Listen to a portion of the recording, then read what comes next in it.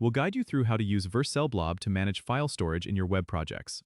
If you find this helpful, consider subscribing and liking the video. First, go to the Vercel website and log into your account. If you don't have one yet, you can easily sign up. Once you're logged in, navigate to your Vercel dashboard. You'll see a list of your existing projects. Choose the project where you want to integrate Vercel Blob. Click on the project name to open the project settings. Here, you'll find the Integrations tab on the left sidebar.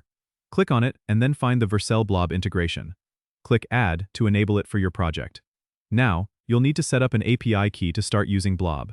Go to the API Keys section under your account settings and create a new API key.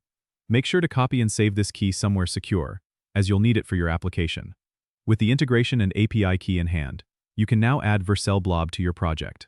Open your project's codebase and install the Vercel Blob package using your preferred package manager. For example, you can use npm or yarn. In your project's code, import the Vercel Blob package and initialize it using your API key. This step allows your application to communicate with the Blob service. Now, you can start uploading files to Vercel Blob. Use the Blob API to create, read, update, or delete blobs as needed. The API is designed to be simple and intuitive, making it easy to manage your files. Remember to test your integration thoroughly to ensure everything is working smoothly. And that's it. You're now set up to use Vercel Blob in your project. Don't forget to subscribe and comment if this helped you out.